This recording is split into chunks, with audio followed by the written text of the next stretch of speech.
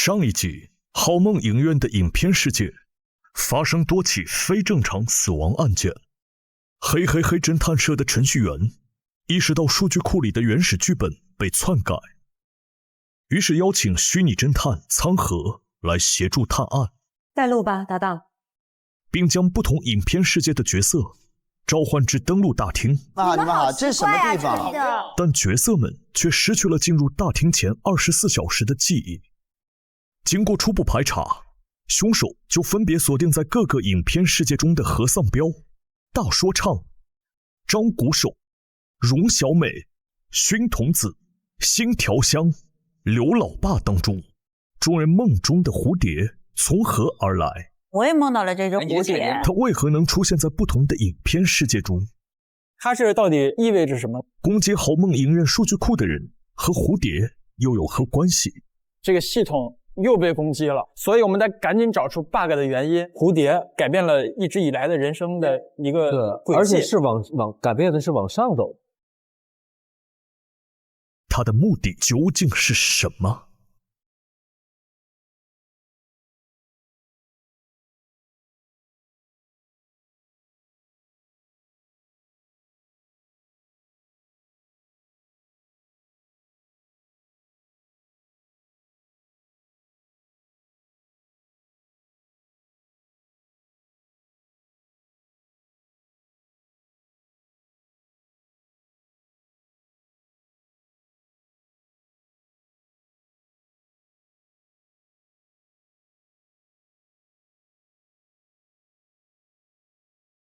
本节目由外星人维 C 水独家冠名播出，满足每日100%维 C， 就喝外星人维 C 水。华为 Mate 80探案神器，全能 Mate， 你的 Soul Mate。感谢华为 Mate 80对本节目的大力支持。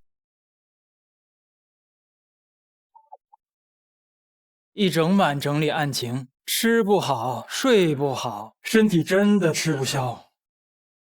外星人，维 C 水，满足每日100%维 C。身体棒棒棒棒，维 C 水，状态棒棒棒棒，维 C 水，棒棒棒棒棒棒，外星人维 C 水，身体棒棒棒棒，维 C 水，状态棒棒棒棒，维 C 水，棒棒棒棒棒棒，外星人维 C 水，满足每日100%维 C， 就喝外星人维 C 水。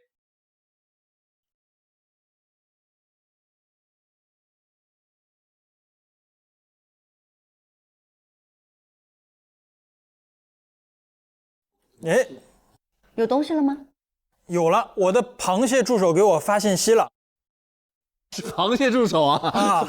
调查发现，系统遭受恶意攻击的源头就在苍河探案集里。误城，所以我们赶紧去苍河探案集里看一看。好啊 ，Go！ 苍河，我们来了。误城，我们来喽。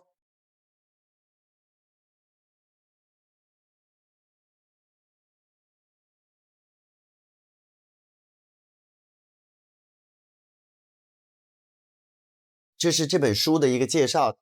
其实这个故事里面就是讲的苍河和一个叫 M 的对决，然后他的最厉害的，他是在每个地方都是那种无人的密室，但是他又连环杀人。唯一宿敌 M。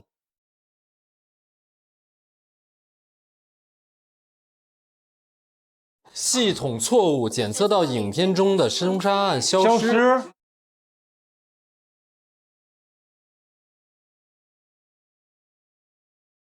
它为什么消失了呢？先找一下那个探案集在哪儿啊？那你赶紧拧开，你赶紧拧开。丝吗？你能吃了？必须的，这个昨天就没。哦，这有个箱子，这个打不开。哎，再找一下柜子，我觉得会有东西。哇哦！哇，下面那什么人皮啊？哦，这都是一些关键的线索。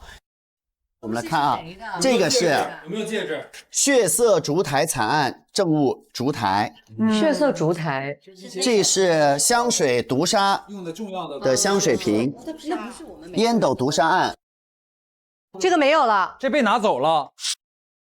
雾城公馆毒杀案毒粉遇水后散发有毒气体，这就是我们看到那个大跟绒的那个公寓里头，毒性质遇水后挥发气体，他就中毒了。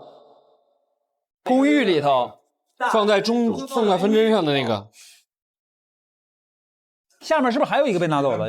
没有了吗？没有了，就这个毒粉被拿走了。对，这有彩蝶，这上面也有彩蝶。不存在的墙，这是空的，这后面撕吗？不能吧？我来看一眼。要撕开啊！你好好撕，别把脸撕坏了。哇，这声可太行了，真妙，真妙后门儿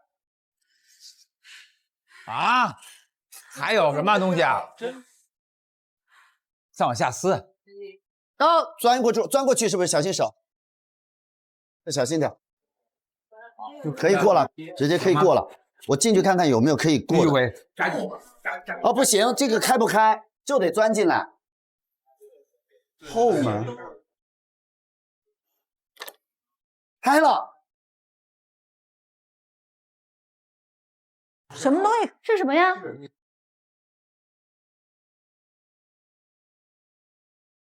他的那个写字儿的那个地方，来吗？走啊走啊走啊！走。好看的朋友们来吗？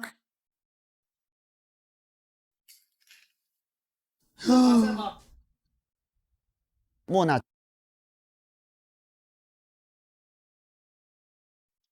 M， 它是写好的 NPC， 有好多角色 ，Wait，More， 这是什么？不是，在吗？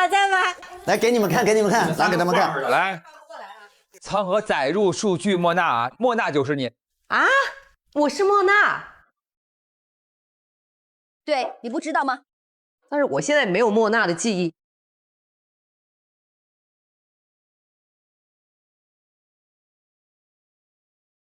哦，来了，什么日志？M22年4月24日23:45异常监测到角色仓和莫娜记忆苏醒，与原定的角色设定发生了冲突。然后呢，4月25日的8点45分，强制重启了仓和世界，封锁莫娜记忆，操作成功，但仓和核心数据丢失并陷入深度失忆，并在好梦影院原始数据库中引发了蝴蝶效应。这还有一个回收站，请使用管理员电脑进行操作，以强制找回已抹除数据。管理员电脑 IP 地址真的妙妙屋。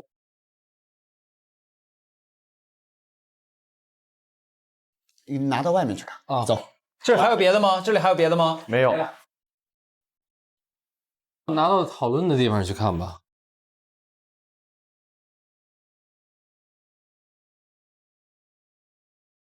哎，咱们要不要先把这个电脑管理员的操作是什么意思？对，捋一捋吧，捋一捋咱。看看。哎，我拍下来了，可以把手机上的投。哎，你拍下来投，对你这个可以投。哇哦！来了，你看。首先，他4月24号监测到莫娜记忆苏醒，与原有角色设定发生冲突，然后他强制重启仓和世界，封锁这个莫娜记忆。他想去恢复原本的设定，操作成功了，但是仓和的核心数据丢失了，并陷入深度失忆，并在好梦原始数据库中引发蝴蝶效应。也就是这一天，他这个操作导致我们都梦到了蝴蝶。是。现在操作员是真妙，然后29日7点55被一个未知的人入侵了，系统遭到内部入侵。然后20他马上接入了资源，接入了原始数据库，扫描提取影片的世界观设定、人物设定跟剧情了解梗概，因为他被入侵了，他们想知道是谁入侵的他，对吗？这是坏人接入了吧？就是入侵的人接入资源。对，应该是只有如果是自己做的话，它是白的，这肯定是后台。他的意思就是他不需要去接入原始，这就是他的资源库呀，就是等于入侵的人接入了他这个，把所有的这些世界观什么，因为在这个世界观里有很多的非常精彩的什么这些东西，对吗？是不是这个意思啊？应该是吧。然后红色的人，这个入侵的人还开启了 M 角色，开启角色 M 进入其他世界的权限。这是这本书的故事里面就是讲的苍河和一个叫 M 的一个对决。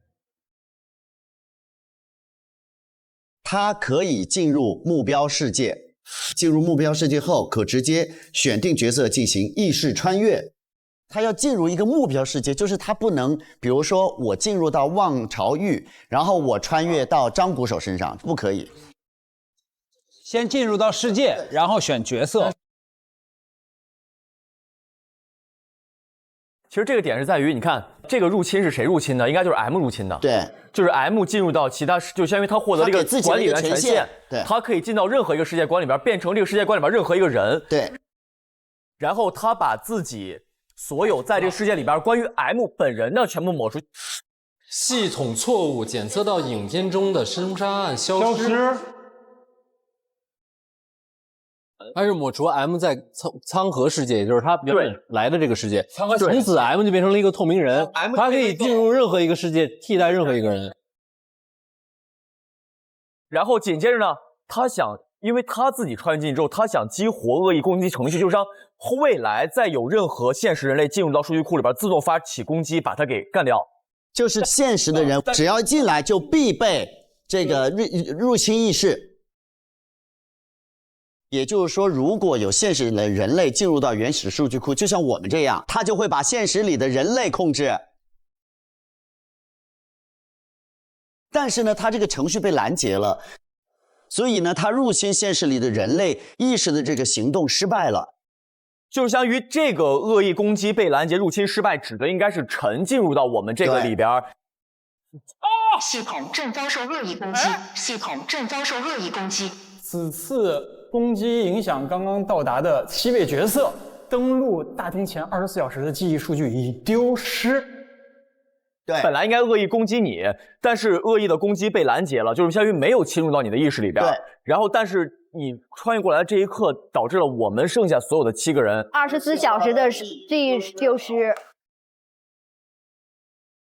有一个点是这样的，我们所有人在进来的时候，程序员告诉我们，现在我们好梦影院出现了一个问题，就是在每一个故事里面或者每一个影片里面，都出现了不该死的人，都出现了原始数据之外的杀人案件。对，也就是说 M 进入之后，他原来了解了这个世界观的设定、人物的设定和剧情梗概之后，他穿越到我们身上，做了原本的故事里没有的杀人案，都是 M 一个人干的。然后他又跳出，对吧？到下一个，就是我们中间被 M 穿越的人，并不知道自己被 M 穿越了。我们得想办法去找出来这个人，对吗？就是今天所有的事情都是我们干的，也是 M 干的。就是 M 依次进入了这些世界，控制我们，但我们要找的可能是 M 最后现在还停留在我们中间的谁身上。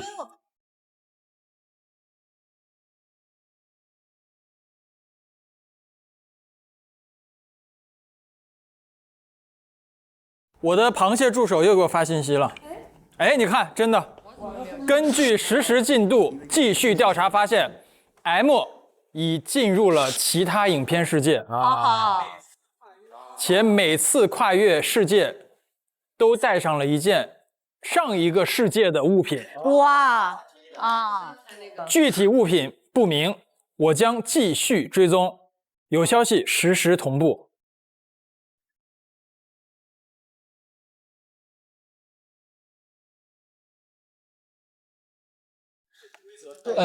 M 拿了一包他的保险柜里那个药。哎，雾城公馆毒杀案毒粉遇水后散发有毒气体，这个没有了，这被拿走了，用到了公寓里头。毒性质遇水后挥发气体。这个目前唯一我们能确定是他从那个时空里拿出了一个东西，他穿到了另外一个时空里去做个案。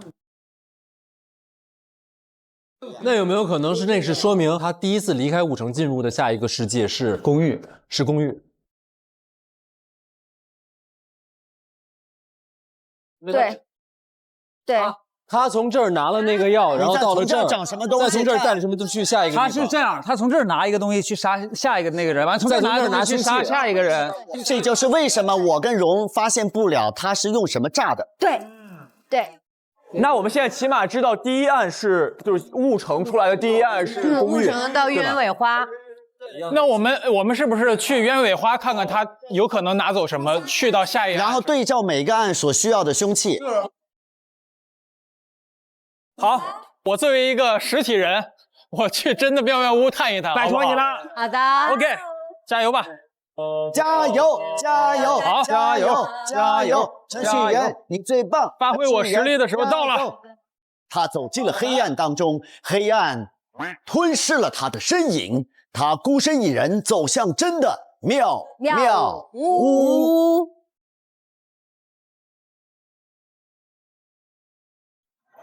先去公寓。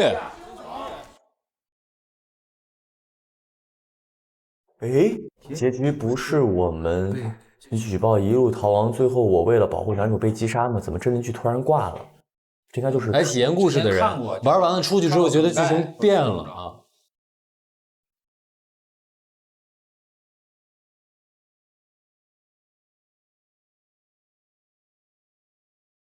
你再看这屋有吗？我觉得应该不是这屋，我觉得应该是他俩人的屋。那也有可能。哎，那锁是不是没打呢？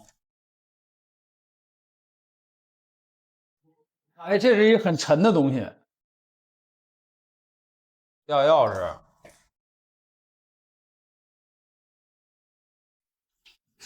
他们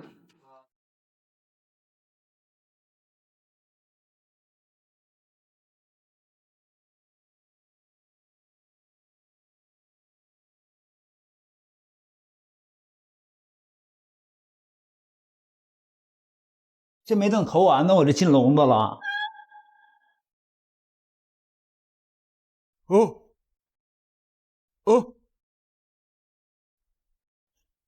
真邻居他是异怪猎人，我拒绝毕业。哦，我知道了，因为这个真邻居发现了变异人，然后所以他就联合其他人要把他赶出去。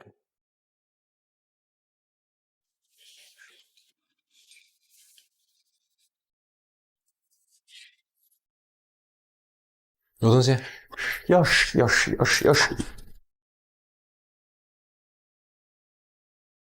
哎呦，不，击杀异怪的工具，一时可信异怪遇高温升华成气体，该气体一旦接触明火，爆炸物。轩，哎，我们找到一个东西，里边是遇高温会升华成气体，那就是那个沙漠的这玩意儿。对。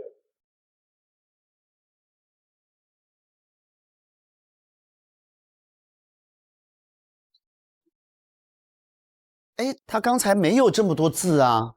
客户投诉，舞台鼓没到场，搬运工跑了，说好的 happy ending 呢？鼓没到，搬运工跑了。难道又有新的东西出现？有什么是不属于这个空间的东西？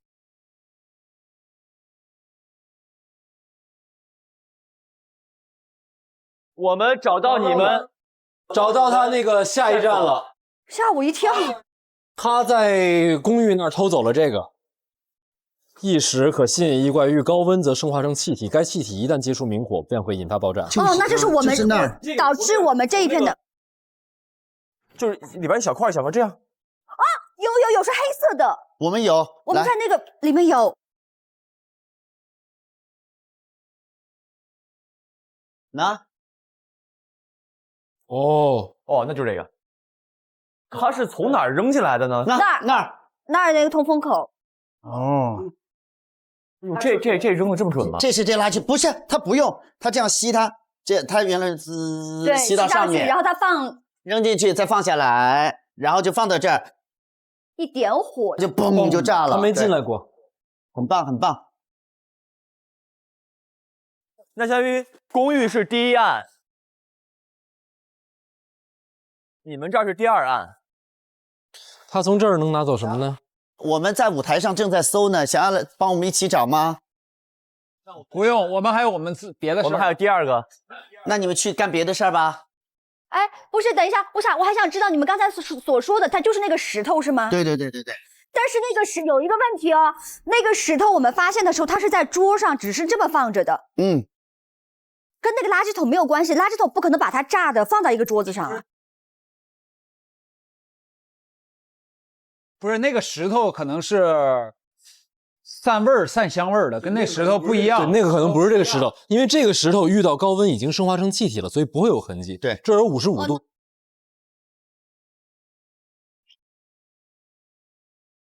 那个黑色的，它就不是它就是香薰，它就是香薰而已。所以你们找吧，我们去。我们还有我们要干的事儿呢。相信我们，我们可以的。那会是什么呢？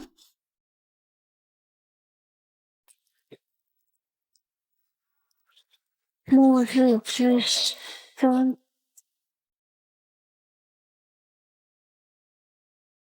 哎，擅自越界仿生人这一头，仿生人不得从事超过的，一旦举报需立刻销毁。当年挤破头，为了在如今现有具有研发的脑机可以实现精神功能重建，残疾人乃至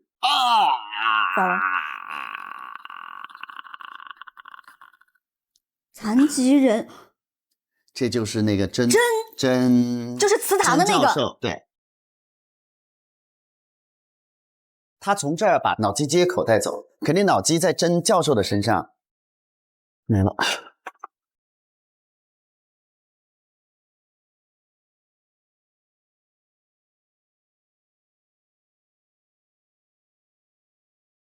来，我来，你别，我来。上面还有一个，我来，我们咱俩一起。我把它搬走，很轻。啊，怎么了？有一个信封，你再放上。转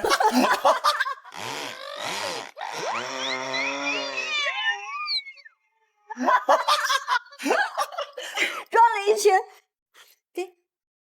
给。真贝斯，你脱查的有结果了。他曾给知名鼓手、好鼓手当过帮手，资料腐后不重要的调查人。Z 型斑马型仿生人档案，他是仿生人啊！专为工厂打螺丝、搬运等基础劳作场景打造，绝对服从命令。他是仿生人，他是仿生人，但是他现在有了鼓手梦。本来张是来做这些体力活的，他搬鼓啊，所有的东西。但是现在张他不愿意做体力活了，他想当一个鼓手。我再看看啊，擅自越界，他已经从事了超过出厂设定范围的工作。对，也就是说，如果真去举报他，他就会直接强制销毁。他就要把真干掉，就没有人举报他了吗？那他这个只是说他的杀机。老爸当家，前一秒还是家庭喜剧，下一秒甄老师直接死了，给我干哪儿来了？就一堆恶评。有一个箱子，这箱子在这儿呢。他的钥匙在哪儿？找钥匙吧。哎，还是说在甄老师的屋里？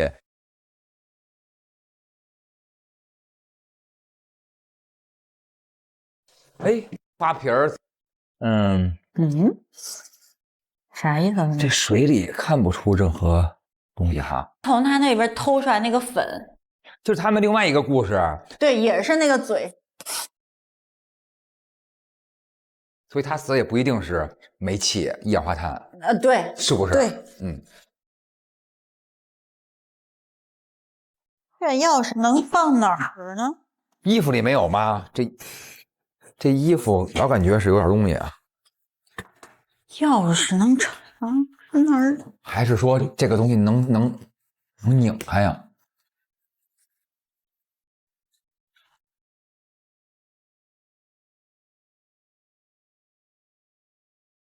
哎呦喂，藏这么深呀，又有暗格。哎呦，来了，谁呀？这您看看，第20届甲国特别行动训练班，他是训练班的。怎么又突然到甲国这儿来了？不知道呀。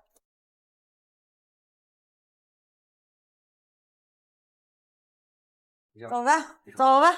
还是找钥匙？他的钥匙在哪儿？地毯式搜索，地毯式搜索。哎呦，还得是您呢！又发现了什么？钥匙来了，就是他了。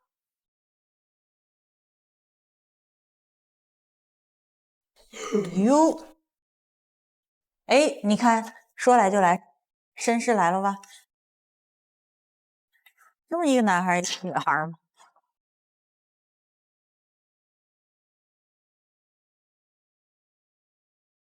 咱们还有个望潮玉呢。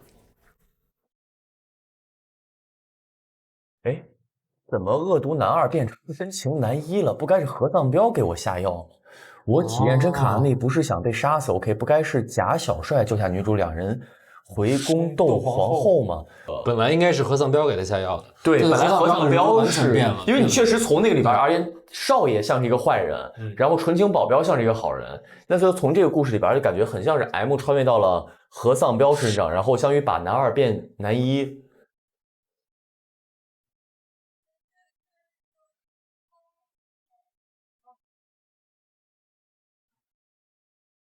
哦，2张。这是有人落水了，然后有人跳下去救他。这应该是小帅喂他吃这这是原来的剧情，嗯，对。搜一下何的家，这儿有一个带锁的，找着钥匙。啊，有个卷轴。窈窕淑女，君子好逑，求之不得。雨迷思报是吗？小帅画的叉，这个就是原本何藏彪的人设呗。这个钥匙在哪儿啊？把这个抬起来。来把这个用。这边没有，那可能就那儿呢，那儿，那是钥匙，小钥匙。哎，让我们猜猜这里边是啥？当当！哎呦，地图，望潮宇的地图。货运码头制造，还画了个心，这是他们两个打算把望潮宇建设成这样，对吧？就是改剧情了呗 ，OOC 了。啊，这个童子这屋不是惊悚片吗？结果最恐怖的说没就没了，编剧是全方位防爆吗？大无语，前面真费尽心机，困住勋，结果说死就死了。哎，他困住勋了，刚才没说这事儿。哦，还真是，他就是没说明白呗，没跟那藏一半话掖着呢，对吧？咱看看，按节礼吧。来。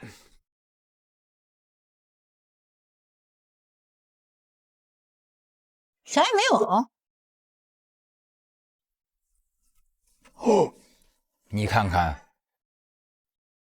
找到了一个小本本儿，这个本本又是谁的日记来？他们怎么这么爱写日记？真的是甄教授。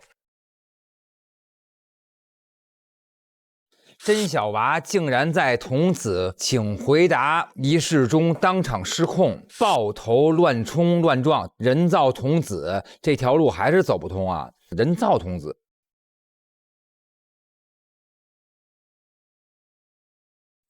哎，这里他的钥匙在哪儿？这是啥？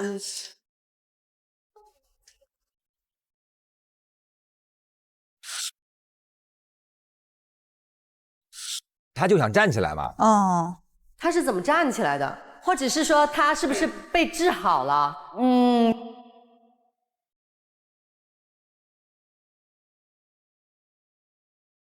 有啥吗？我给你打个灯。那打个嘚儿吧。哎有的。钥匙。什么样？上面写的啥？真小娃训练柜。哇，一个这样的。我打开是另外一个小娃。不会吧？来了啊！看看里头是不是又是个小娃？不是。哎呦，训练计划表。爸爸专门为我准备了全是稀土瓦的柜子。啊，是这个带到了那边。柜子里有很多的那个稀土瓦。真的妙妙屋。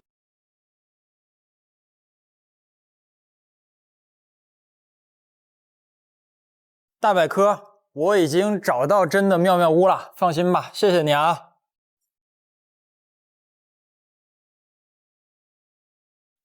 真的妙妙屋是一个图书室。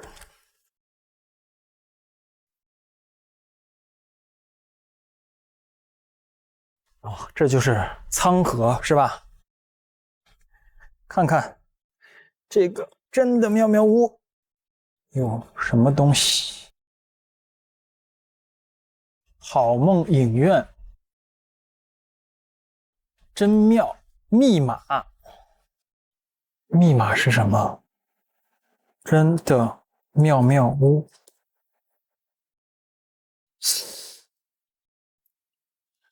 看一下，找一找密码啊！真妙。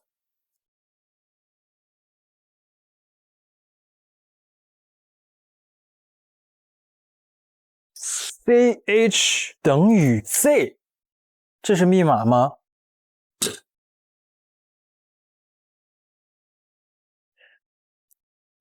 ？C 大写的 CH 等于 Z。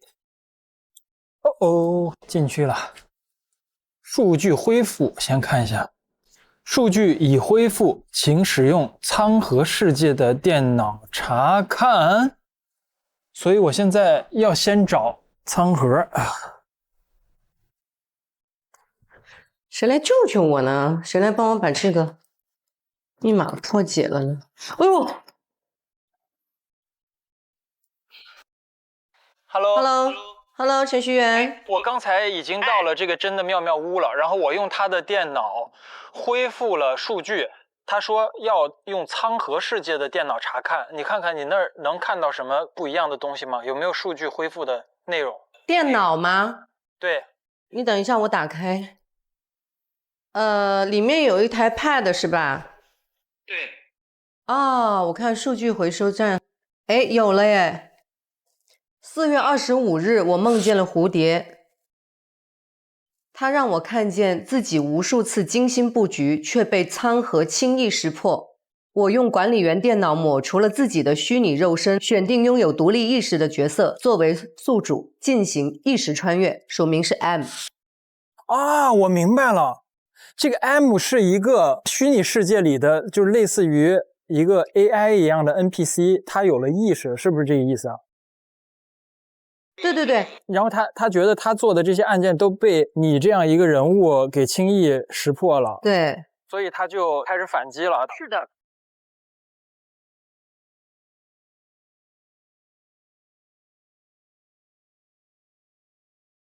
我还找到一个，他说他还上传过一个道具，是一个密码箱啊。对对，我现在就想问你，上面是有多少位密码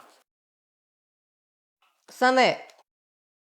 我现在找一下密码，他说在实体的纸质档案中，我先找一找，找到了我再给你打电话吧。密码箱有一个向日葵。好， OK， 拜拜。好，拜拜。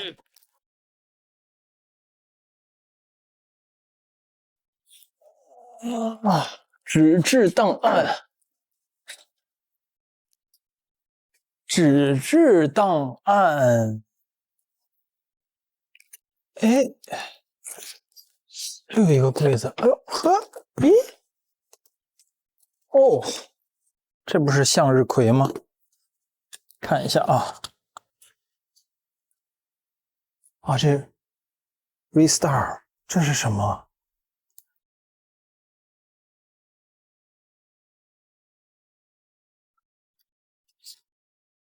钝器撞击干净无烟灰。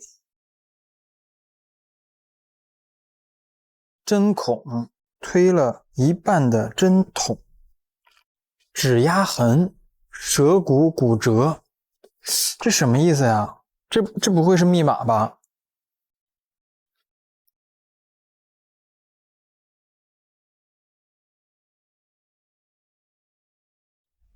喂，哎，苍河呀，哎，那个密码箱是3位密码。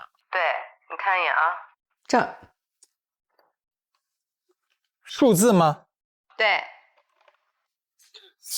那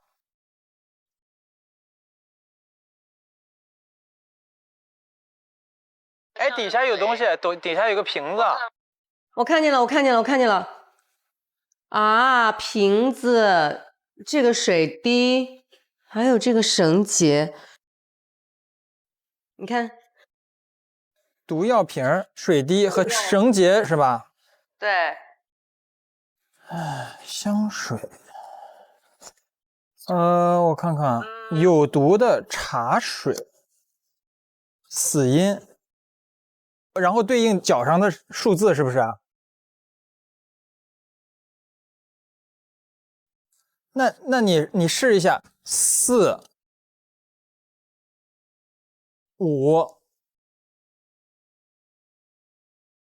6。4、5、6。哎，开了，4、5、6，对吧？是的，是吧？开了。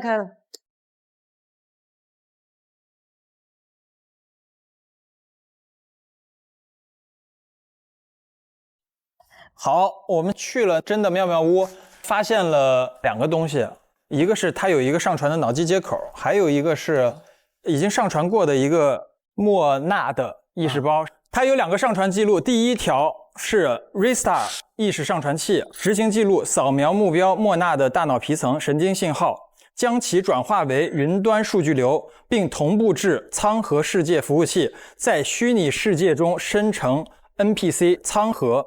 这是2007年的5月15号，然后在5月30号的时候，他还上传了一个虚拟的密码箱，在苍河世界的图书室里面。打开这个密码箱，有一本日记，这个本就是真妙的计划，就是莫娜那场车祸后，你把 Restart 交给了我，叮嘱我务必上交调查局。可我唯一的念头只有留住你。Restart 能完整复刻人类的意识，所以我违规将你的意识上传至云端，不想被程序员察觉。为了守住这个秘密，我除掉了它，然后我以你的样貌与意识为蓝本，创造了苍河，用 AI 构筑了整个苍河世界，并屏蔽了你作为莫娜的记忆。为了暗中掌握一切，我还在苍河世界的图书室后留了一扇后门。这是空的，这后面真妙后门。如今我将你永存虚拟，你我再也不会分离。这是真妙的计划。所以你看，这个检测异常是因为检测到苍河莫娜记忆苏醒与原有的角色设定发生冲突，因为真把莫娜的记忆屏蔽了，所以他塑造这个苍河的角色是没有任何关于莫娜的记忆的。但是在4月24号，这个记忆苏醒了，莫娜苏醒之后被真觉察到了，于是真就在4月25号强行重启这个世界，于是导致了一场蝴蝶效应的发生。这是我们这一切的由头。因为我之前做了一个梦，246年4月25，我也梦到了这只蝴蝶。我也曾经在今年的4月25号，我梦见了这个彩蝶，做了一个梦，突然梦见了这个小彩蝶。 4月25号，梦里出现了彩蝶。晚上的时候梦见了一只彩蝶。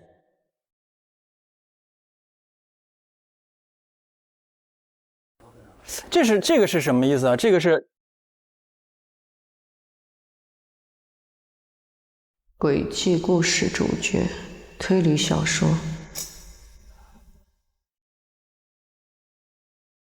这是手稿啊，这是手稿，就是他创建设计他主角的时候的人设。莫娜那场车祸后，你把 Rista 交给了龟，将你的意识，我以你的样貌与意识为蓝本，创造了苍，并屏蔽了你作为莫娜的记忆。这就是 Rista 的那个上传器。这是莫娜的。对。啊，我是莫娜。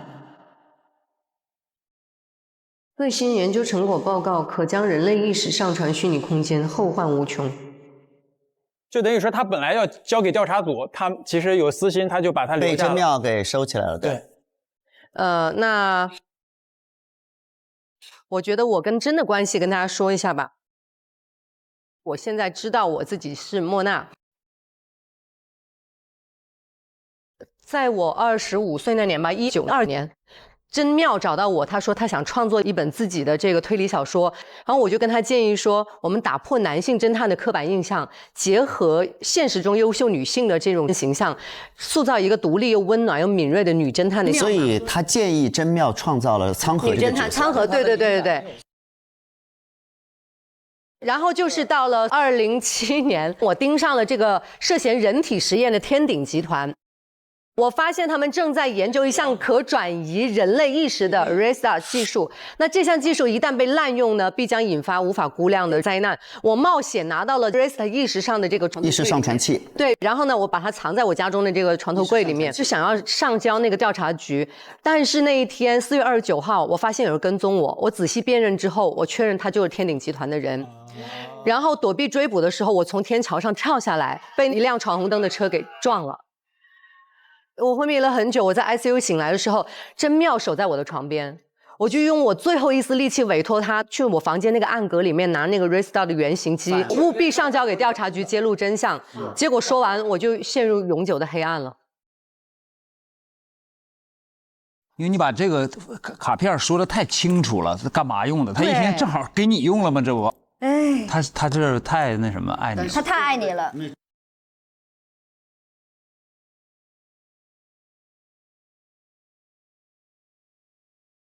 然后比较有用的是这个，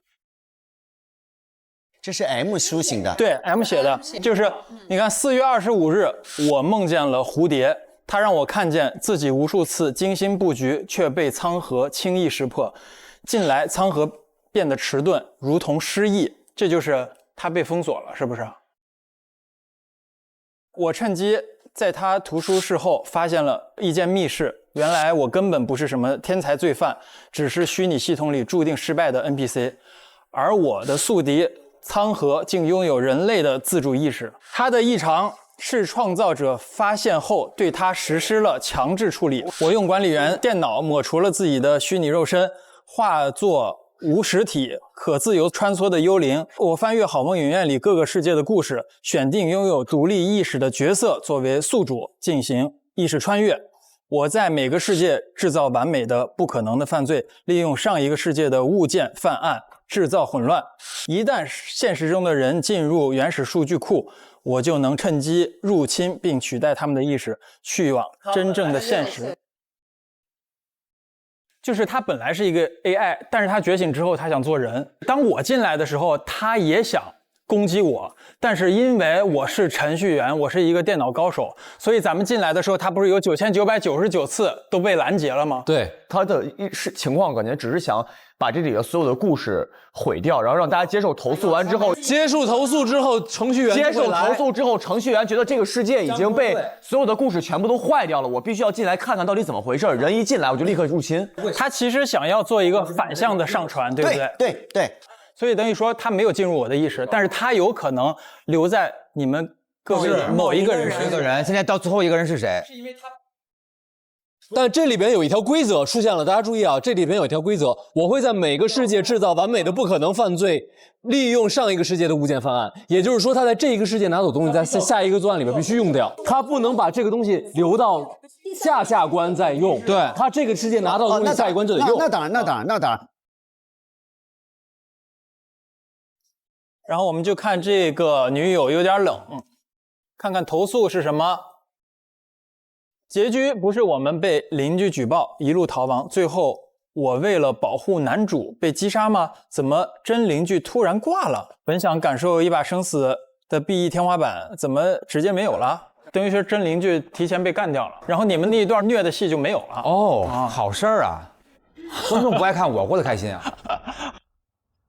这个是什么意思？真邻居其实是个怪物猎人。对。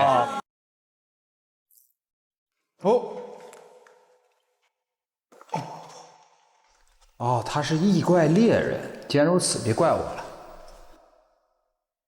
非官方组织民间志愿者，就是他搬到对面，为什么我就是说很便宜的租出去？他住在101，对，他在7月20号租了对面的102，对，在12月12号又把102租给了真邻居。就是因为之前我那个梦见的就是说老有一个男的就住在我们对面，然后那个人就过来要杀你。啊，就是我那个梦里跟102有一点点感觉，后来就租了102。后来我提前做完之后，发现过俩月这人真不来了。哦，然后我就先租给这人102，然后一点点拍照片，发现尾随，发现他真的是一个那个异怪猎人。这就是你的杀机了啊？对，是不是？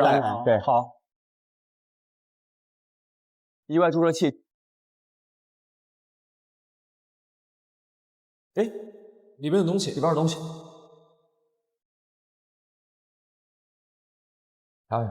异怪注射剂由异怪体内提取的特殊活性物质组成。对，异怪身上都是宝是吧？对，不是这个东西，对。特殊人群，你开玩笑。若给感染者注射，老天选中的，可缓解其相关症状。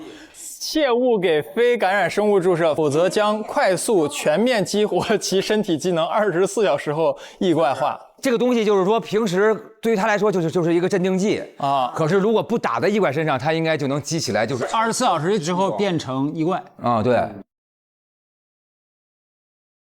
这是你花了5万块钱。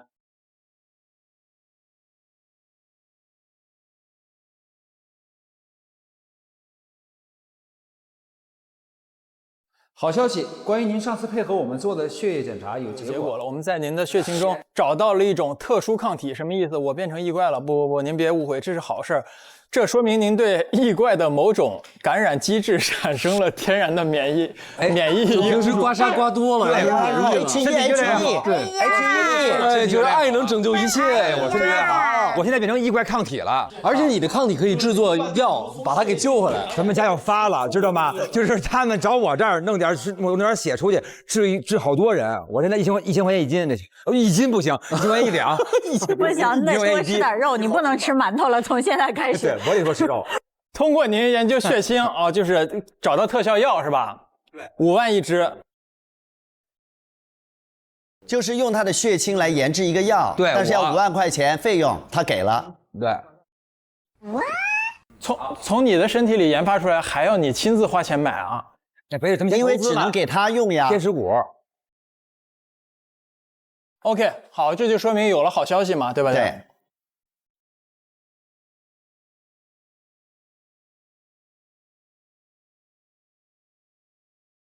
这是什么？这个是跟我的梦有关的，就是我经常会梦见一个人就来抓我，然后我就带着他跑，总会跑到一个场景里，就是跑不动了，然后对面这些人就拿出一个这个注射器，biu就打到我的脑子上，然后我就整个人就废了。我醒来之后说还好是个梦，结果后来这个梦就反复的出现，直到12月12日，我发现梦里就是拿着这个注射器 biu 我这个人就在对面住，就在我的对面，然后我说。这怎么回事？真的吗？还出来了？然后后来就在家突然间翻到了一个文件袋，然后那个文件袋里呢就有这个 biu 我的这个人的照片，然后还有一个102的钥匙。然后那你的动手的想法是怎么动手呢？我还没想呢，我就先去他家了嘛，发现他就是解决我的这个异怪猎人嘛，然后我就得好好的谋划一下嘛。就是 M 到一个故事里边，它必须要有一个肉体可用，但是在他们这个故事里面，它用不了大的肉体，因为大从时间线上已经被完全排了，对吧？就算 M 穿越到大身上，因为他那个回公寓的那个时间是固定的，他来不及，他必须在9那儿开始下，在45以后到10之前，因为他6点10分回家。那就有可能是他嘛，所以 M 没去过大身上，只可能去新身。对，好，就这个，下一个，有可能，就这个了。然后真邻居这儿有什么呢？异石啊，可吸引异怪，遇到高温升华成气体，该气体一旦接触明火，便会引发爆炸。就是这个是可能带去沙漠引发爆炸的一个东西。当然，我们在沙漠里没有找到这个异石，因为如果有的话，它也挥发了。这是我和荣在沙漠里面看到的东西。首先是这个，就是我刚才说的，为什么鼓手登顶最重要的 solo 舞台鼓没到位，搬运工跑了，说好的 happy ending 呢？鼓呢？这剧本谁写的？给我出来！我直接一个原地掀桌，好家伙，剧情开始往新的地方崩坏了。鼓呢？然后还有一个。这是说明张是仿生人，然后他的设计的理念就让他干活，没有什么自己的追求。你看他的产品概述是基于少即是多的设计理念，剔除一切非必要的智能组件，专为工厂打螺丝、搬运等基础劳动工作场景打造。他就是个力工。但是因为彩蝶效应呢，他开始有了自己的追求，想要去当一个鼓手。所以大家回想这个电影的预告片，那个里面其实没有看到他打鼓的任何一个场面。是的，他一直在帮好鼓手脱鼓。所以4月25号之后才有他打鼓的事情，而好鼓手就没有在这一天上台。也就是说，这个张其实原本是一个仿生机器人，然后当他有了意识之后，他想要作为一个鼓手，就没人搬鼓了。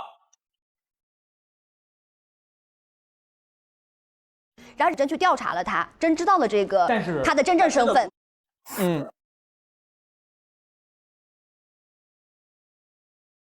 这个很重要。擅自越界的仿生人只有一条路。根据仿生人管理条例，仿生人不得从事超出出厂设定范围的工作。一经发现或举报，必须立即启动强制销毁程序。就是说，真调查清楚，他现在不再搬运了，他开始打鼓了，他就可以直接把他毁了。对，按照法律，他就可以直接把我对。于是张就有了杀机，我就必须得杀他。对。中间的这个，也就是说，我们说为什么会有枪？它已经有个明确的线索说，曾经有多方的车队为了争夺这个脑机接口的技术，在黄金沙漠激烈火拼，也就证明在这个世界里面其实是有枪的存在的，就很有可能从这个世界里拿了，除了有脑机接口之外，还有枪，是吧？拿了个狙。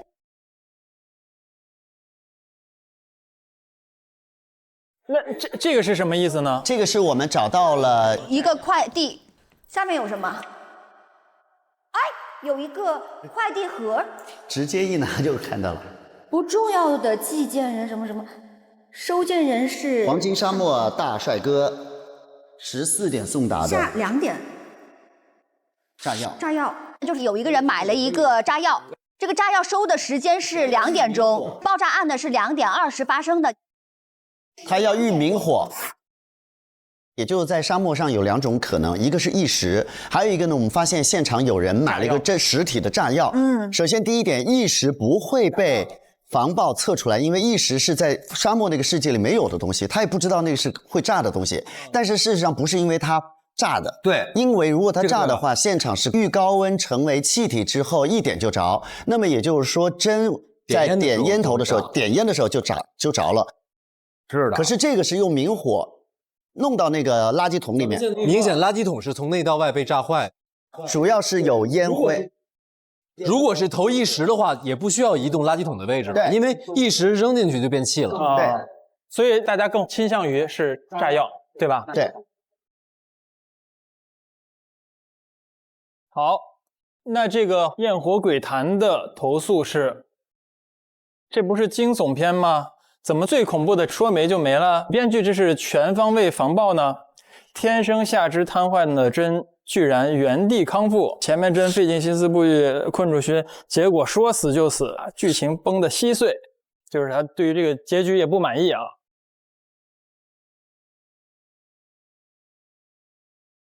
甄教授这个本儿，甄小娃竟然在童子请回答仪式中当场失控。甄小娃是现在被抓起来的傀儡，就是帮助算的那个东西的。爆头乱窜乱冲乱撞，人造童子这条路还是走不通，看来只能去找熏童子这位真童子了。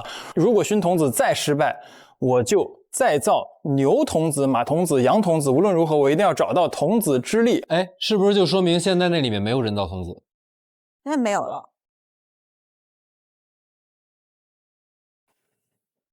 甄小娃虽然没练成，但好在听我的话，是装疯吓人的一把好手，可以用他的命困住勋，将勋的灵力为我所用，并帮助我寻找康复的办法。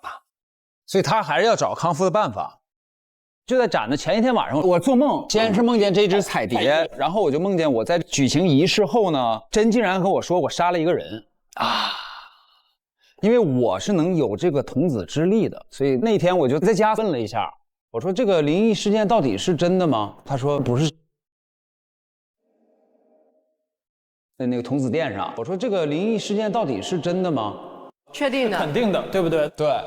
那所以我就去真的房间找，然后我就发现这个，他一开始就是想把我骗过来，就是比如我举行仪式的时候不是斩灵吗？他最好把甄小娃放进去。然后他告诉我，我其实杀人了，我不是在斩灵然后呢，借此就开始威胁我，用他的灵力帮他干事儿，帮他用他的灵力，这是原本的剧情。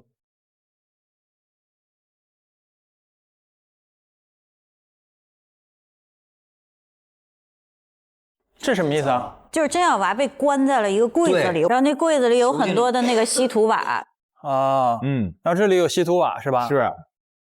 就是这个事儿。他说如果没有遇到勋，我现在还被蒙在鼓里，所以你救他了，对吧，勋？对，当然。甄把勋叫来，其实就是因为甄小娃并不是一个合格的童子，他做不到让甄满意，所以你看他说仅仅一次失败你就杀了我，如果没有遇到勋，我现在蒙在鼓里，从今往后我与你再没有半分干系。4月26号，勋4月25号他觉醒之后，勋把他给放了，然后勋把那个斩灵剑给掰了，那个时候还是勋不是 M 控制的，对吧？然后我把他救出来了，对，我告诉他了这一切。对，你看中间那句话，稀土瓦到200度温度以上，它就会变成一氧化碳啊，所以它就连接到我们那个下一个那地儿嘛。所以他去了芒城，对，他后来去了刘的地儿。甄教授入院时间是1966年的10月14日，就他小的时候是吧？出生时发现双下肢瘫痪，肢体功能无康复的可能。说等了50年，他终于让我站起来了，这就是带了道具过来了。但是他说还要进行重生仪式才能彻底康复，我要迎接新生了。脑机接口可以站起来。不是，我就觉得他是用了那个24小时那个变异水，因为他就先跟他说嘛，他说你看我给你打一针，你站起来了吧？站起来说不行，你这还没完事儿，你这我得再给你来个仪式。对，这个就是 M 到了勋的身上，用他在前一个世界拿到的药，让他站起来，并且告诉他怎么让人相信你站起来，你要搞一个重生仪式，让策划这一切，而且一定是 M 在勋的身份上跟他说这个话，甄才信，因为甄认为他有童子之力。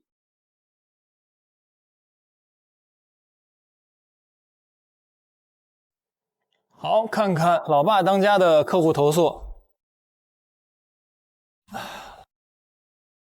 我来帮你吧，我来帮你吧，我来帮你。好，太辛苦了，对。当当当当当当，听我念。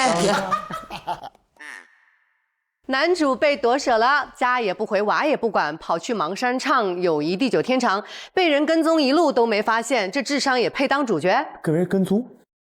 前一秒还是家庭喜剧，下一秒甄老师直接死了，给我干哪儿来了？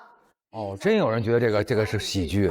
对，什么垃圾剧情？悬疑不像悬疑，喜剧不像喜剧，编剧用脚写的剧本吗？被家庭喜剧骗进来，结果硬塞凶杀案，完全不懂编剧想干嘛，简直是诈骗。没人投诉那45度的笑话吗？没有。哇，居然有人喜欢，大家都觉得合理。然后是这个贾国特别行动训练班，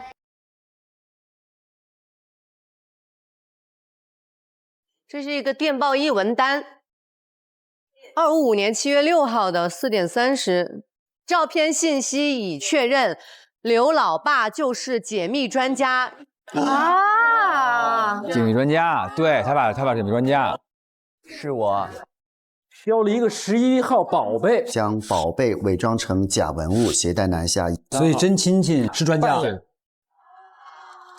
哦，原来是解密啊！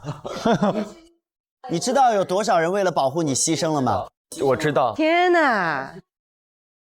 展开后续计划，控制目标对象，迫其交出曾破坏甲国大计的核心人员名单。棒！11号宝贝，11号宝贝儿。本来在我的记忆当中，我就是这2个孩子的父亲，就一直在养他们，然后每天过得也就那样。俩孩子也不太聪明。然后，但是后来就有一天，那个梦蝶出现之后呢，梦蝶就引领我说你一定要去芒山。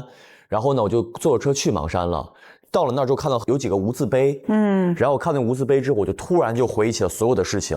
我回忆起我其实当年就是被大家所有人舍命一起给护送出去那个11号宝贝。在天上，我们一定会亲眼见证甲国人被逐出芒国的那一天。你无需担心，只要你继续前进就可。战争胜利之后，我就一直在过平静的生活。然后这2个孩子呢，其实也是我战友的遗孤，我想尝试把他们俩给养大。但是我在慢慢的自我保护的这种生活当中呢，其实我就相当于把之前这些事情慢慢的给淡忘了。也正是这个梦蝶的出现，引领着我就把这所有的事情给想起来了。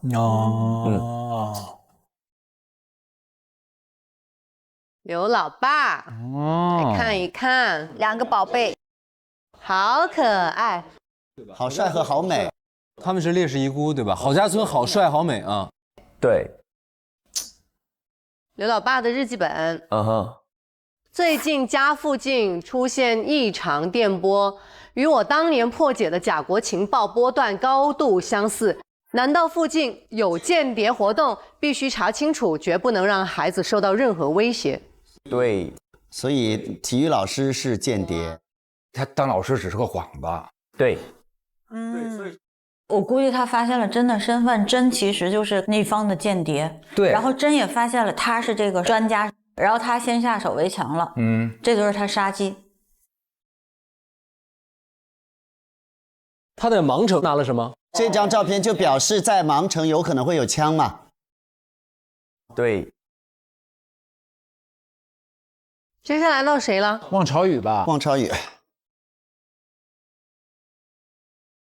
恶毒男2怎么变成深情男1了？不该是何丧彪给我下药吗？我体验真卡拉米不是想体验被杀死 ，OK？ 不该是贾小帅救下女主，2人回宫斗皇后吗？我请问呢，后面的50集宫斗戏哪儿去了？这前面望潮宇这5集有啥可体验的？莫名其妙，女一怎么连公主都不想当了？我想当公主啊！等于大家在代为自己体验。对。柔小美有一个，画，这是你跟贾小帅，他因为落水跳河救你。其实本来的剧情呢，就是一个在这个岛里生活的一个小女孩，然后有一天我落水了，落水以后呢，那个贾小帅救了我，然后长得也很帅，然后又你看会教我练主要剑，是因为帅，你还喂他吃东西。对，就是我跟贾小帅就很好。你听着，小帅跟小美才像男女主，小美和丧彪。我喜欢丧彪，我觉得丧彪还是厉害一点。他应该是有个女孩叫小美，她的男友叫小帅，他们的朋友叫丧彪。不是，心里有个大坏蛋叫丧彪，坏蛋叫丧彪。所以刚才他说我的名字叫小美，我本来想配合他，说我的名字叫丧彪。因为他是何家里面的一个保镖，然后我会去到何府，就被我看见了。对，我等于是个纨绔子弟，何府总是会想来调戏我，所以我对他很反感，非常反感的。真实的记忆是这样的。对，本来原本的故事线，看看丧彪，窈窕淑女，君子好逑，求之不得，愚昧思侠，是吗？愚昧。你知道什么吗？就是因为我吧不学无术，你看我那个字儿没有一个是对的。对呀，我刚才就念窈窕淑女，我都没敢念。对，我这字儿不对吧？我写的幼赵淑女，君子好逑。那画画的还行啊，谁画的？丧彪画的。我画的，你看我画小美还是画的很用心的。小美画的还是很漂亮的。他能把小美画成这样，已经是才子了。还可以，还可以。小帅就随便画了一下。4月25号之前，我跟小帅是非常好的，就像这种男一女一的那种很纯的感情。他就是个坏人，男二，但是呢，4月25号之后呢，就发生了一些变化。就彩蝶之后觉醒了。这个蝶出现之后，我好了，对他就会做很多行为，让我觉得他很好，我就爱上他了，就跟他在一起了。他就跟甲分手了。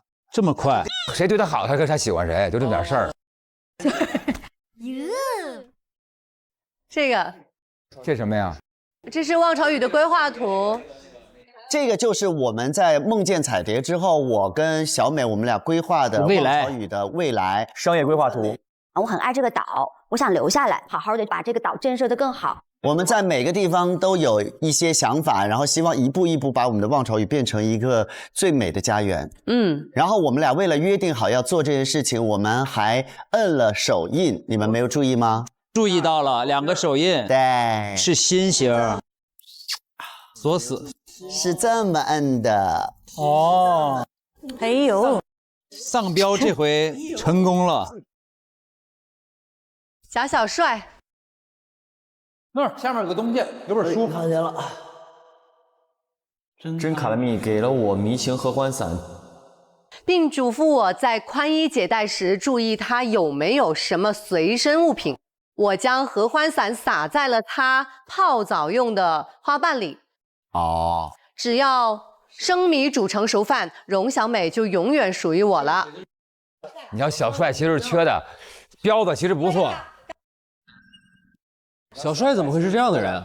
小帅是因为他3个月之后他爱上我，跟小帅分手了，小帅就想把他追回来，爱而不得，是吧？我揣测小帅因为他跟他分手了，然后有一个人找到他说，我告诉你，你有个办法，那个怎么样，他就觉得这样我可以利用这个药生米煮成熟饭，于是他配合了。其实对方只是想要找这个龙符。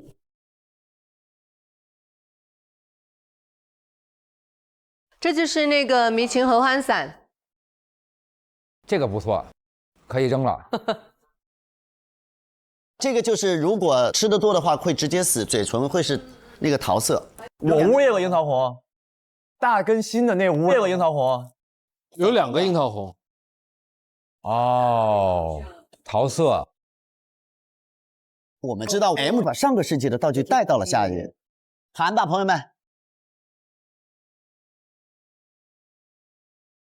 来吧，我们现在开始盘吧。盘起来。好，我已经把那几条线出来了，然后有几条失败的线啊，都是因为去了沙漠。但我认为啊，他根本就没有去过沙漠，就是咱们刚才说的，沙漠炸的是那个炸弹，而不是那个意识。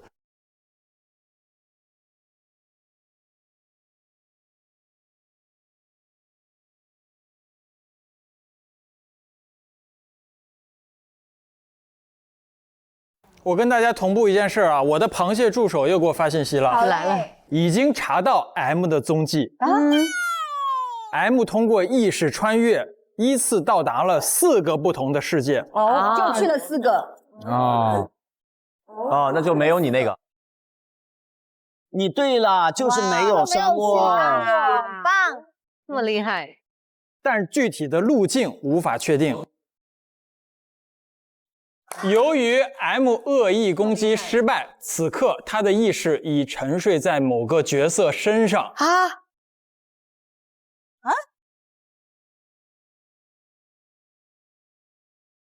同时，另一个世界也出现了一名非 M 的凶手。非 M， 又出现了一个非 M 的凶手。当下正是抓住他们2个人的最好时机。我就说，怎么可能只有一个凶手？2个。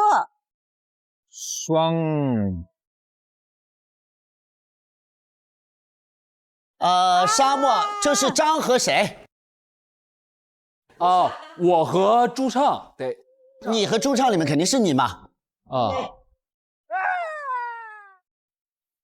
朱畅没有在这，我们不能这里中有一个朱畅的票吧？就是双凶，就是张和谁嘛？玩到现在我是明了，明匪在那解释半天，把自己给掰成这个死凶。哎呀！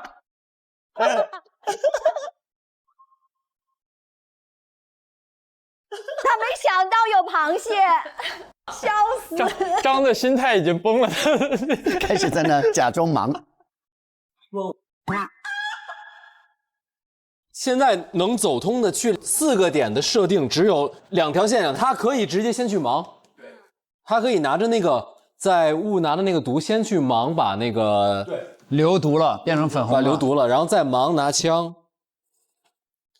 去雨，对吧？然后雨他还可以拿个伞，粉末去宫月，然后再邻居拿这个异怪液去焰火阵。但是宫玉要遇水哦，那个伞是遇水哦。就是宫玉那个所有粉末就是遇水，遇那个水壶里的水。对对对，不是，它这个遇水后会散发热量气体，少量吸入后可助情热。但是整包使用会导致气血翻涌而亡，嘴唇呈桃红色。对啊，对，它就是过誉而死。那它怎么放一整包呢？一整包也没多大呀。而且它一整包就是因为它放的多，所以说它才会洒出来，能洒到地上啊。哦，他第一站如果去的宫玉，这个大家比较了解了。从宫玉再去这个焰火阵，再从焰火阵去芒城拿枪，拿完枪最后来到望潮宇。对，所以其实这个就是说指向和荣勋。如果他去焰火线的话，终点是勋啊，这里就是和荣啊。嗯。然后我刚才那什么，我是明郎是吧？但是我们不是合作关系是吧？你是明郎，其实就是单凶3选1嘛。不是，不一定。如果我那案是猪干的，有可能啊。就是你给不给我投票也是一个选择呀。不是，那为什么猪不来录这个节目，你来录了？这个非 M 的凶手就一定是玩家是吧？不然呢？没有，没事，没事，朋友们，我们给张留个面子，你待会儿回头去看有没有猪唱这个选项就完了嘛。投的时候就知道了，你可以拉踩猪，猪还不会还手。我的扛推位是猪。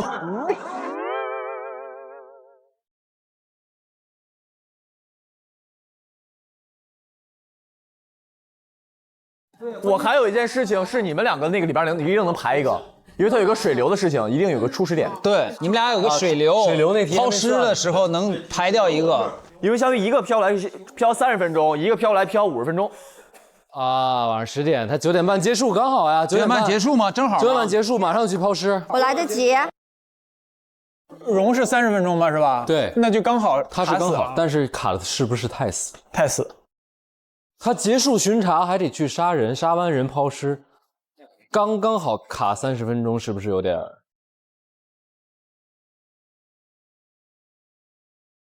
就是在你们里边2选1的话，选的是和，那等于就是变成是和了呗。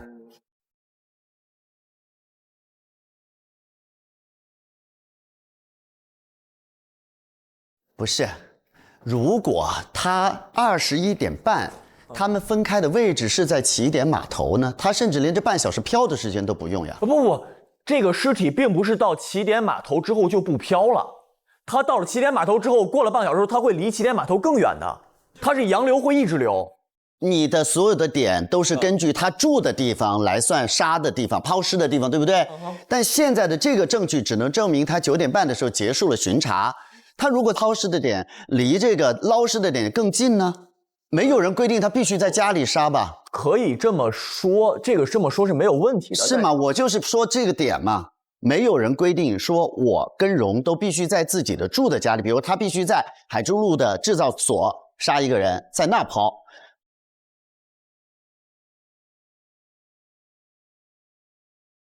那勋，我想问问你，在焰火阵，他通过那小窗就推了他一下吗？可是旁边是个悬崖，你怎么做的？那有可能那个童子里边还有个小孩吗？我挪了，我挪过那个，没人，他不是空心的，应该是敲了他一下，他一定是被钝器他敲了，他不可能倒磕在那儿就流那么一滩血就死了。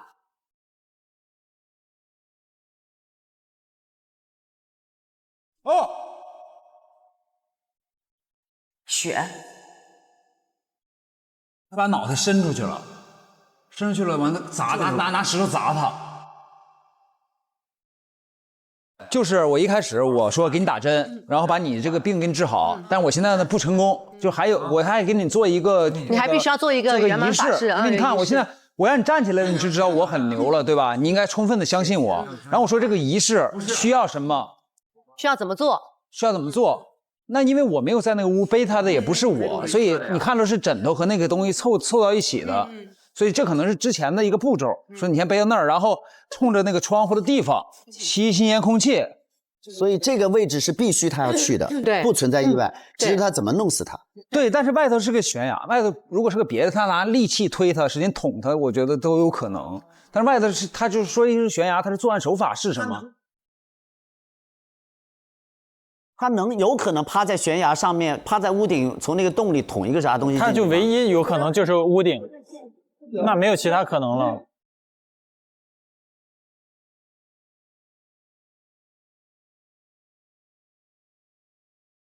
哎，其实两条线有一个物理上的区别啊，就是它2次就是用毒到底是用在了盲城还是用毒用在了这儿？因为这2个都是中毒嘛。对。那么从死征上我们能再看看吗？更符合哪种？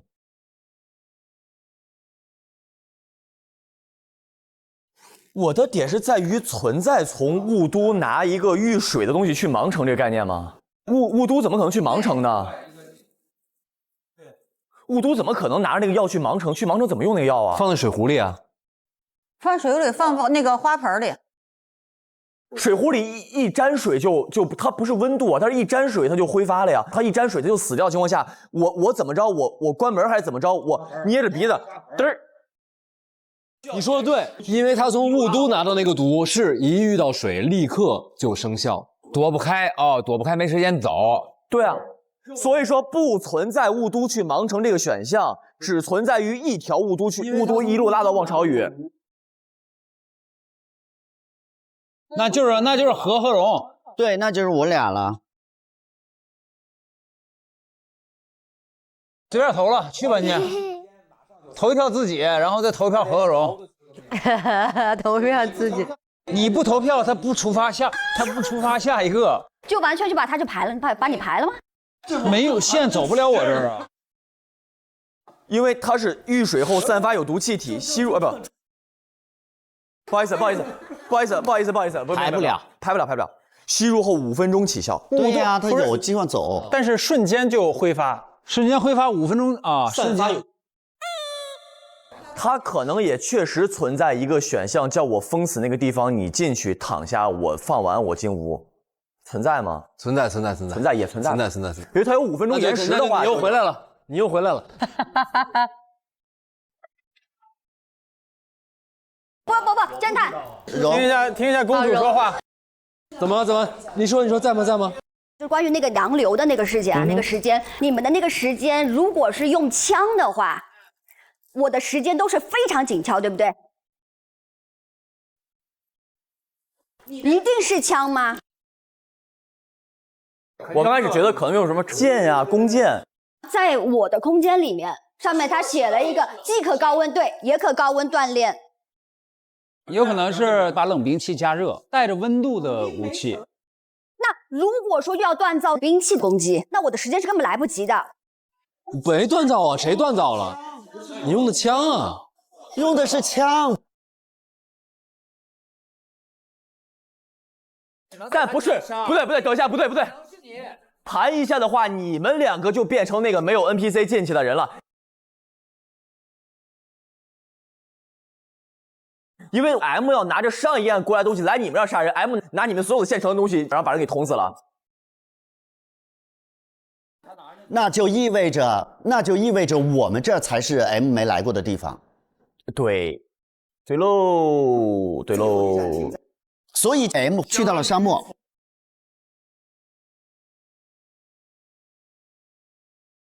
沙漠能拿走啥呀？沙漠可以拿走脑机，还有可能有枪。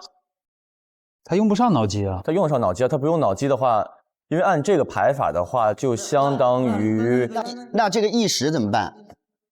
比如说雾都拿的毒去的公寓，然后从公寓拿了意识，然后去沙漠产生了爆炸，沙漠拿了脑机接口去焰火，最后一站停在了盲城。对喽，哎，咋停我这儿了？小丑竟是我自己。那么如果意识用了的话，那他就不用来我们望潮域了。那于是张就变成了他就是 M 做的了。那于是就是我和荣当中有一个做了这件事情，而不是 M 做的，那就真的是制造定期。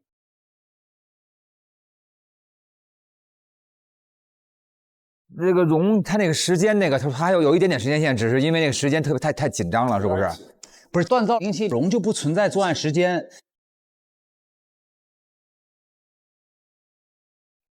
不是他沙漠，他是用炸药炸的，怎么能确定呢？它有很多烟灰，抽过的烟灰。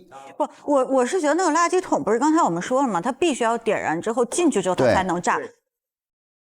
你要是用那个的话，它直接就炸了，就不存在垃圾桶。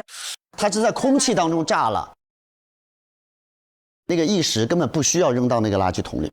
它在任何地方，只要它撇到那屋里，撇到那屋里就有空气，它只要一点就炸了。对，它在抽烟，有烟灰。对，这个是模糊不了的呀。所以我觉得这条走不通。那么我们现在试试盘2条线呢？对，就是在熏这条线跟他们这条线。但你这2条线这怎么弄呢？我们怎么判断？不是，就是说，要不是熏，要不就他们俩其中一个。他们俩其中一个肯定偏向于和多一点。对。所以反而只有荣他给了他一条看似完全不可能，但是你仔细想又有可能的时间点，所以我才觉得有可能是荣。我觉得他说完那个就是荣。我唯一的点是想到呢 ，M 他必须要找到真，或者真必须要跟 M 相会，对不对？对啊。那么真会跟谁比较没有防备？或者真比较会谁跟谁去更近？真防备他，防备的更要死了，都给他下过合欢伞，被打跑了。真见了他还不赶紧跑？不，他真不知道，我们知道了。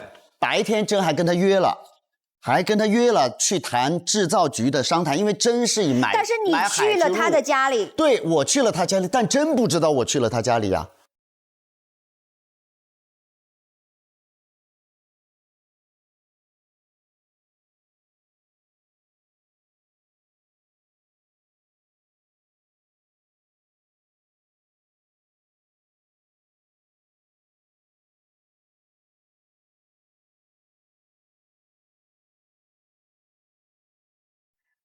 投吧。投吧。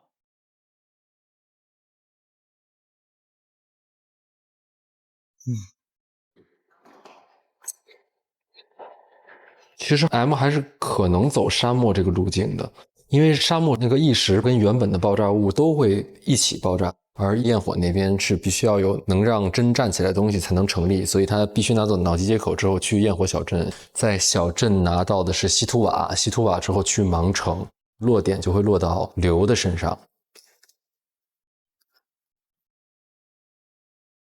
在核工人之间，就通过他们抛尸的时间线来算的话，荣的时间线要相对紧张的多，所以荣跟和2选1的只能投和。目前的局面现在就是2个人，我来投。张哥已经自个儿认了，那有可能他就是了。那先给他一个美好的祝愿，给你个祝福。本地的帮手就是张鼓手。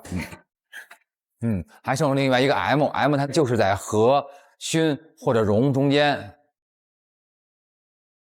要投2个凶手，一个本地凶手，其实也是一个明凶，那就是我投给张鼓手，对，他是本地凶手。然后还有一个 M。这个 M 就有可能是和，有可能是勋。相对来说，我可能怀疑和的可能性会更大一点吧。我把我的这一票 M 很可能就在和的身上，我把这一票投给和。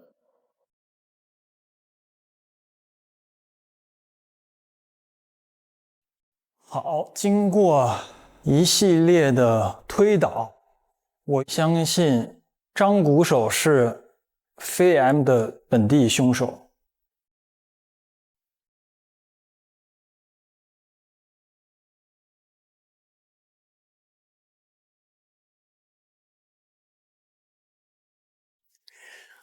首先，非 M 作案的是张捕手，那么剩下就只能去到了望潮峪和这个焰火镇。那么荣小美呢，一直在做这个制造兵器的事情，所以我要锁的是张捕手和荣小美。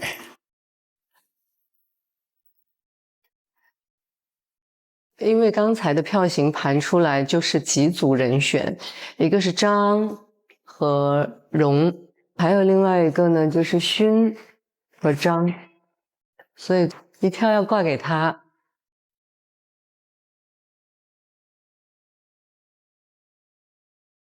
讲讲讲讲讲讲讲讲讲讲讲讲讲讲讲。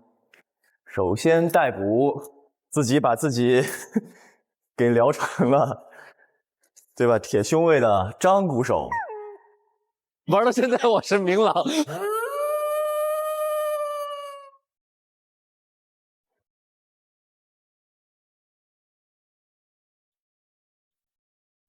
先挂张一个吧。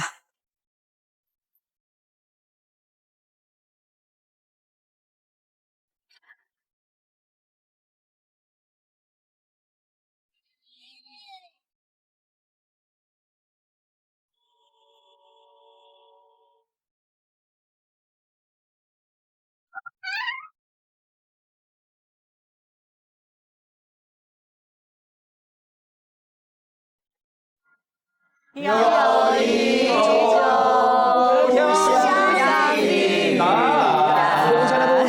不祥的预感呐，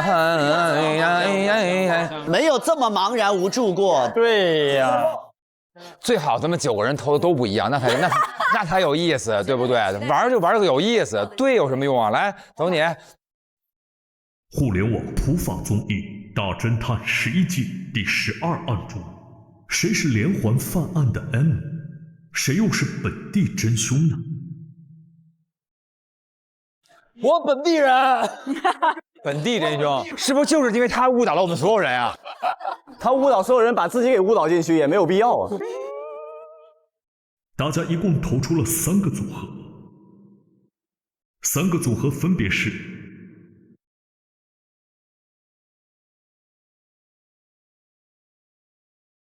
都跟我说，张鼓手和荣小美。真的有人投我呀？张鼓手和何丧彪。丧彪必须得有1票，这是祝福票。何丧彪和刘老爸。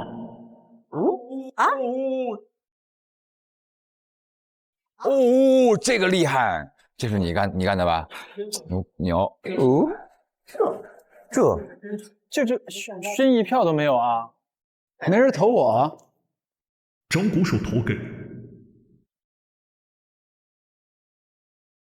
刘老爸加何丧彪组合。张鼓手肯定不能投自己。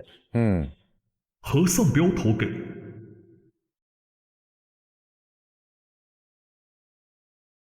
荣小美加张鼓手组合。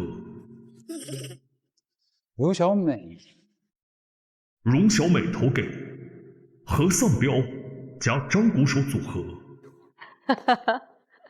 俩合理啊，真是，你俩互投。我要看一下表情。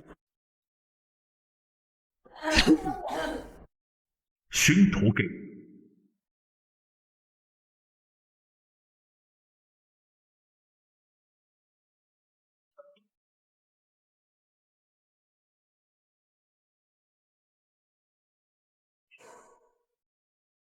刘老爸加何丧彪。大说唱和程序员投给何丧彪，跟这个蒙面人见过面，而且他在时间线里比较宽裕。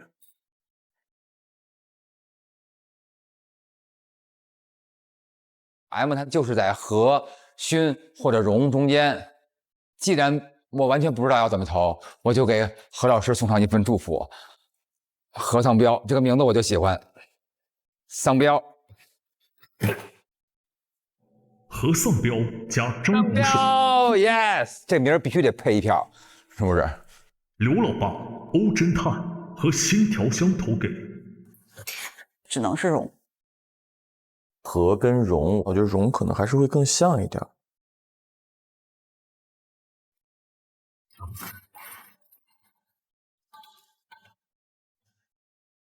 荣小美加张鼓手组合。我又进笼子。荣小美加张鼓手4票，请进铁笼。实不相瞒，我一开始出去的时候，我自己都想投咱俩。我又进笼子啊！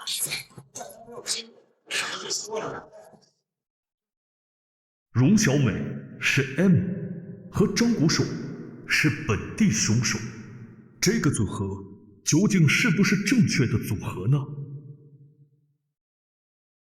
我宣布，本案检举。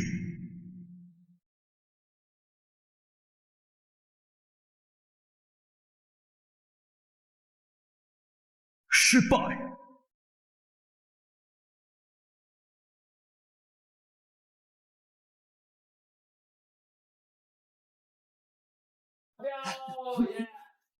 看各位，来，各位，来了，真正的各位就是这个。这个东西是在何丧彪那儿搜到的。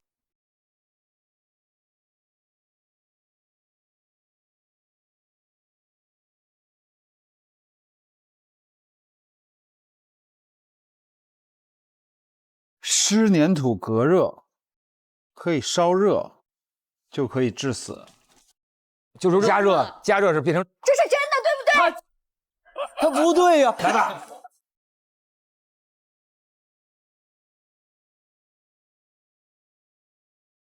那这肯定是他了，这是他了啊！本案的真凶，本地凶手是。是的，我就是本案的凶手何尚彪。何丧彪。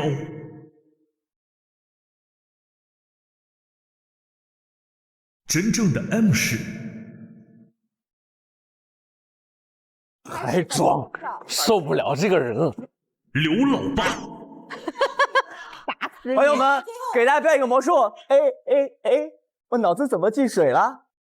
什么东西啊？什么东西啊？哦，就那稀土瓦。哦，不是，咱说一遍，这是湿粘土隔热。湿粘土隔热去把它烧红了之后。侦探们，你们为什么不信我？请问，特高温锻炼兵器那个事儿，你们再想想。等于到了沙漠，就是我撒了一个大谎，根本没有说有一个证据是证明他是抽完烟去用那个明火点炸弹这件事情，就是用了一时，他一点火就炸了。那个里面是一堆烟灰，并不能证明他是抽完的烟灰还是炸完的烟灰。但是我就一直给大家洗脑说那个是明火烟灰，他必须要让这个烟头啊、烟灰啊弄到这里面才能炸。所以真正没有去的是我那儿啊，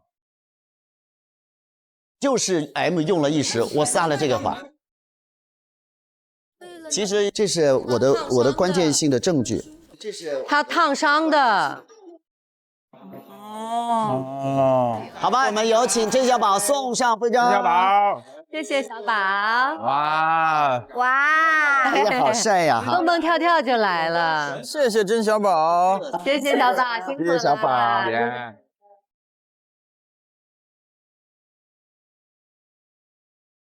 本节目由外星人维 C 水独家冠名播出，满足每日100%维 C 就喝外星人维 C 水，感谢外星人维 C 水，谢谢。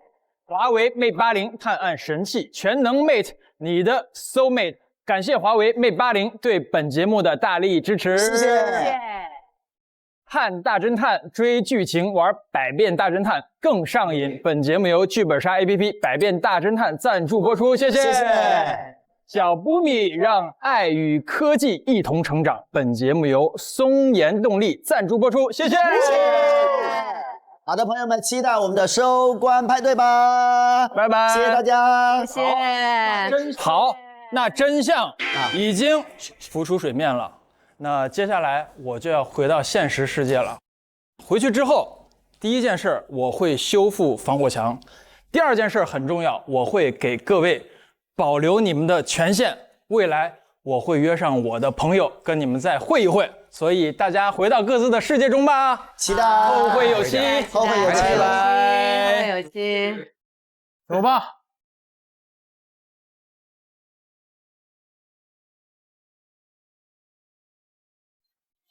拜拜拜拜拜拜拜拜拜拜拜拜拜拜拜拜拜拜拜。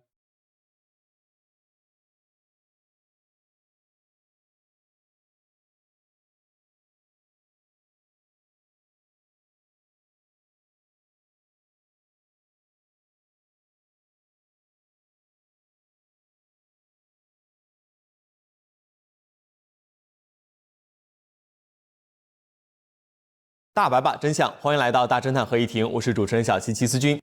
今天我们邀请到几位熟悉的老朋友，欢迎来自最高人民法院的郭慧法官，小七好，观众们好，翁同燕法官，大家好，欢迎复旦大学社会学系副教授沈一斐沈老师，欢迎。大家好。本期合议庭，我们就一起来关注科技伦理、数据篡改等话题，在探索案件真相的同时，以案析法，与法同行。合议庭第12案现在开庭。通过正片，我们了解到，真妙将警探莫娜的意识上传到了影片《苍河探案集》的主人公苍河身上，将莫娜的意识永久囚禁于虚拟世界，而觉醒者 M 正是影片当中苍河的宿敌。为了查清苍河身上的人类意识究竟是谁，并借此找到进入现实世界的方法， M 不惜篡改了好梦影院的平台数据，穿越到其他影片当中屠杀虚拟角色。在这一案当中，真妙未经莫娜本人的许可擅自提取并上传她的意识，这种行为存在怎样的法律风险？在上一季的案件中，我们实际上也讨论过类似的话题，就是窃取个人记忆和思维这样一种行为是可能构成侵犯公民个人信息罪。对于我们这个案子里边，他窃取个人记忆和思维的这么一个情况，侵犯了个人信息的权益这么一个侵权行为。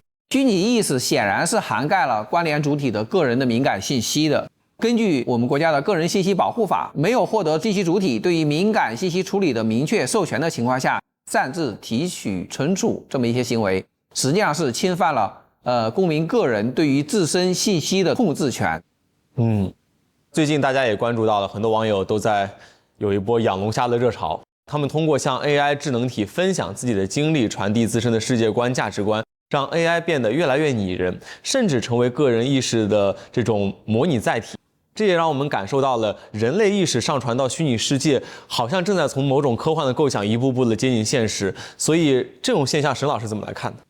其实人的本质就是你过往的思想经历的结合。那我们向 AI 智能体输出自己的过去的经历，传递我们的价值观念，本质上就是把我们自己的意识的碎片进行数字化的复制。比如说很火的李诞和呼兰，这个在养龙虾的时候，你会发现那个蛋虾和呼兰虾，它们各自 AI 智能体呈现出截然不同的性格语言体系。正是因为智能体承接了这个主人的思维模式和价值取向，才成为了个人意识的延伸载体。从目前来看呢，养虾呢仍以人类主导AI 承担为核心，智能体的行为逻辑本质上是对人类意识的模仿与反馈，责任主体呢依然是归属于人类的。但随着技术的发展，数字载体如果能够脱离人类自主的演化它能否引发更多的这个问题，其实是个大大的问号。我觉得在 AI 的这个技术的发展里面，对于人到底是什么，我们社会的核心意义到底在哪里，等等等等，这些都进行了进一步的追问。可以说这类的技术既是人类能力的延伸，它也在不断的提醒我们反思自身的独特性，同时它可能也创造了新的风险以及新的可能的各种的危机。在本案当中，觉醒后的虚拟角色 M 为了进入到现实世界，篡改了好梦影院的数据，穿越至其他虚拟角色的身上，改变了故事的走向，导致好梦影院遭遇了大规模的用户投诉。而现实生活当中，如果有人做出了这种类似于数据篡改的行为，要承担哪些法律责任呢？首先，我们先讨论刑事责任啊。在刑事方面呢，我国刑法对于危害计算机信息系统安全这些行为，根据不同的主观动机，根据不同的犯罪手段，规定了一系列的罪名。比方说，有非法侵入计算机信息系统罪、非法控制计算机信息系统罪、有破坏计算机信息系统罪等等。根据本案的案情这种数据篡改的行为有可能能构成破坏计算机信息系统罪。那这个呢是规定在我国刑法第286条。那么刑法也是对这样的一系列的行为呢，规定了2档法定刑，后果严重的处5年以下有期徒刑或者拘役，如果后果特别严重的，就要处5年以上有期徒刑。此外呢，我国的民法典还有相关的行政法规也有相关的规定。比方说，依据《网络数据安全管理条例》，它规定未经授权篡改平台数据，干扰网络服务正常运行，主管部门是可以对其处以警告、罚款，情节严重的可以限制其网络服务的使用权。另外一方面呢，一些用户和平台之间是存在着这种网络服务的合同关系的。那如果因为篡改了这些平台的数据，破坏了服务的完整性，导致用户没有办法获得这种约定的体验、约定的服务，那也要于平台承担了这种连带的违约责任。比方说，向受影响的这些用户退还服务费赔偿合理的这种维权的开支等等。那在生活当中又会有哪些行为会涉嫌数据篡改，危害他人的合法权益？比如说一个最常见的一个，可能就是我们青少年朋友比较熟悉的，就是游戏外挂，是很多年轻观众朋友合法权益受侵害最直接的这么一个数据篡改一个行为。比如说无限金币，或者说秒杀挂，还有加速挂，就是你的输出明显比别人要快。一些不法的外挂开发者呢，通过代码设定游戏规则，修改这个公平机制和数字平衡，外挂使用者呢，他就付费购买，实际上它就是一个作弊程序。那么利用这个作弊程序呢，非法修改游戏的数据不仅破坏了游戏的公平竞技环境，也可能什么呢？窃取玩家的账号信息、个人的数据，甚至支付信息，导致玩家呢遭受财产损失与隐私泄露。那么外挂开发者呢，首先是违反了《治安管理处罚法》的相关规定，依法呢是可以处5到15日的拘留。那么情节严重的，就有可能面临刚才翁法官所提到的破坏计算机信息系统罪。另外，有些可能实施窃取公民相应的账户的权限，去盗窃财产，有可能构成盗窃罪；有一些拿着去诈骗，那么有可能构成诈骗罪。所以说，它这个危害往往是多方面的。还有一些可能去倒卖公民的个人信息，可能侵犯公民个人信息罪。所以说，这个危害性可以说是覆盖了社会生活的方方面面。对，是。最近呢，央视315晚会曝光了这个 AI 投毒事件，大家非常的关注。这个 AI 投毒就是一种典型的而且危害极大的数据篡改的行为。一些不法分子批量制造并且发布虚假信息，刻意污染 AI 大模型的这种数据源，使它输出一些被操控的错误的答案。在曝光案例中呢，有人用非常低成本的工具去虚拟不存在的产品，编造虚假功能与好评，让多款 AI 模型呢把它给推荐给用户。还有一些犯罪分子利用 AI 编造其他品牌的这种负面的新闻去误导用户，把 AI 呢当做了商业竞争的工具。那这种行为危害性是非常明显的，它既破坏了平台的公平竞争的秩序，另外呢也严重侵害了消费者使用者的知情权，也摧毁了公众对于人工智能服务的这种信任的基础。同时，如果这种行为不加制止，还有可能会扰乱市场竞争的环境，甚至有可能延伸进入这种医疗、金融这种公共服务领域，那就有可能带来更大范围的安全的这种风险。因此这种行为是必须依法严厉整治的。在这个故事里面，好梦影院的虚拟角色觉醒之后呢，不愿意被预设的剧本所束缚，毅然选择要掌控自己的命运。那其实，在现实生活当中，很多人也同样被困在生活所谓的隐形剧本当中，在固化的框架和规则约束下，他们都感觉难以奔赴真正向往的人生。那我们身边有藏着哪些隐形剧本？各位老师能和我们来分享一下？其实以前我们说的隐形剧本，最多的是社会时钟的剧本。什么叫社会时钟剧本呢？就是我们仿佛我们一生中间有一个固定的时间节点，你到了什么年纪应该上学，要完成什么事情，对。什么时间你就要工作，什么时间你要结婚，什么时候你要生孩子，什么时候你要安家，等等等等。所以我们常常在这种节奏中间紧跟，人们一方面按部就班的在追赶这种节奏，一方面又长期处在这种焦虑下面。我们大部分人其实都是普通人啊，我们大部分人其实过的都是那种世俗的快乐，很难有那种使我们顶峰相见的这种成就感。可是这个并不意味着我们的人生价值和意义就比别人就要弱很多，它同样足够的美好。人类社会是由于我们这些大多数人的美好构成的。其实我理解您的话，就是幸福本身它的评价体系就是多元的，评价标准也是多元的。是的，是的。人生就是一个漫长的自我探索的阶段。其实我们不断在问，到底我想要的生活是不是我此时的生活？我未来还想不想要这样的生活？我们给自己一点耐心，给自己一些拥抱，让我们的美好慢慢的发生。我觉得这个也是一种非常好的人生。咱们不急于走进所谓一个机会，不急于走进一个快速的成功，我们去慢慢品味生活这种醇厚的味道。我觉得那可能也是人生的意义本真所在。这个话题呢，是我们本季大侦探合议庭的最后一案的最后一个话题。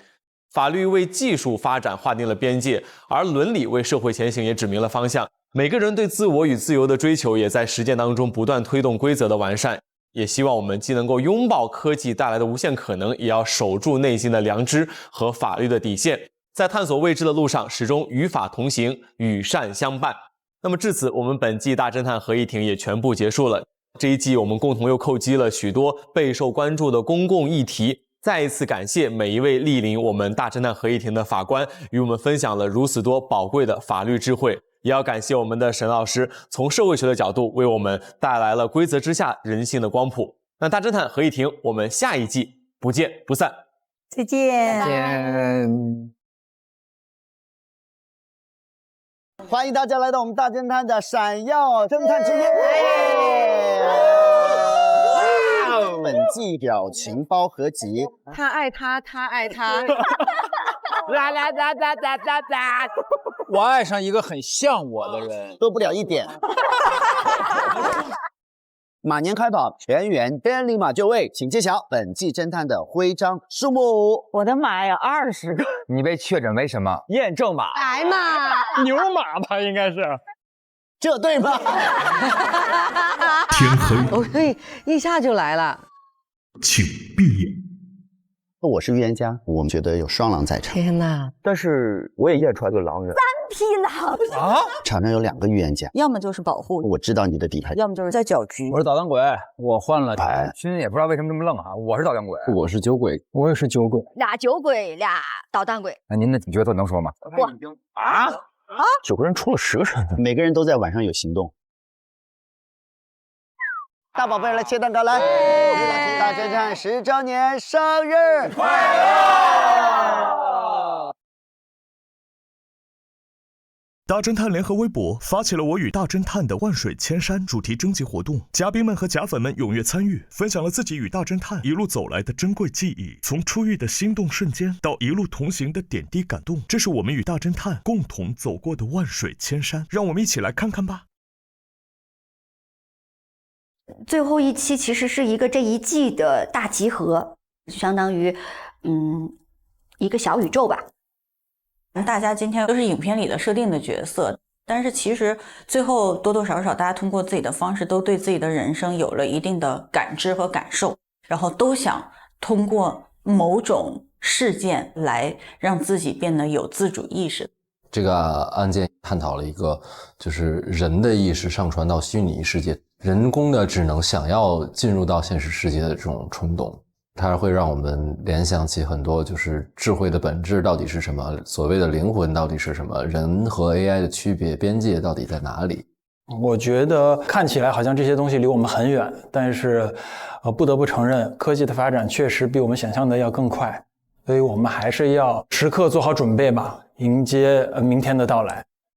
每一个人的个体都有不可替代性，所以说，我觉得大家并不用真正意义上去恐惧 AI 的发展，大家真正意义上需要去找的是自己身上的发光点和自己身上作为个人而言的不可替代的闪光点。有些事情，当你身处室外跟身处室中的时候，是完全两种不同的体验。当我们在观看戏剧的时候，我们希望有戏剧性的、有张力的，甚至是悲剧的情节。但是作为当事人来说，其实我们生活的时候，其实希望越平淡越好，简单的幸福。每次诠释这个角色，包括这个故事的剧本，我都会觉得哇，有爱情还是一件真的挺美好的事情。它很珍贵，所以也更显它的美好。纯爱怎么样都是一个美好的事情。我一直真心的认为，如果你想活得省事儿、活得舒服，那就要去善良，然后就要去相信爱。不管我们演的是什么，如果你是被爱打动的，这就永远是一件好事儿。请各位通过我们的节目更相信爱。莫娜本身就是一个非常优秀的女性，她能想到结合自身的这个工作经历去赋予小说里的角色一个人生经验，我觉得这是非常棒的事情。现在的社会当中已经有越来越多优秀的女性逐渐的被大家看到，被大家关注到，也期待未来有更多特别棒的女性可以被大家看见。其实这也是一个就是梦到彩蝶之后的一个蝴蝶效应，导致了说一系列的 AI 和 NPC 的角色的觉醒。智能一旦开始有了自己的欲望跟追求，它必然就会产生对于活下去强烈的渴望。人生不设限这句话我们经常说，但是如果没有像今天这种有一个蝴蝶突然让你改变人生的想法的话，你自己可不可以做自己的那只彩蝶？你自己可不可以在你觉得自己的人生已经定型的情况下，往更好更强的方向、更高的方向给自己多一些空间、多一些设定呢？我们如果有这样的一个机会的话，都其实要走自己的人生，然后写自己人生的这个剧本，不要因为别人啊或者一些其他事情来影响你。我觉得人生最重要的不是结果，而是在于体验嘛。但如果你的剧本早就被写好了，你就跟着剧本走的话，我觉得那会人生就太无聊、太乏味了。人生是必须要有自己的冒险精神和冲动去完成一些经历的。生活中很多的时候，我个人觉得是非常需要自我独立意识的判断的。很多时候别人会告诉你这样做好，那样做好，这样做会比较适合你。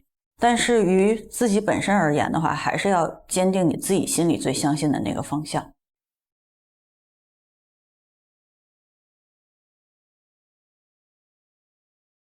上小芒搜真小宝，进入专题页 get 同款娃娃，更多精彩内容尽在新浪娱乐微博综艺、新浪综艺。上微博参与大侦探11观后感话题讨论，分享你的观点，和微博网友一起边看边聊。上微博关注大侦探官微，解锁更多节目精彩幕后花絮。特别合作支持平台抖音，内容合作平台小红书，短视频合作平台快手，特别合作途家 YY 直播、映客直播，讯飞输入法长藤密室、长藤鬼笑、异次元密室。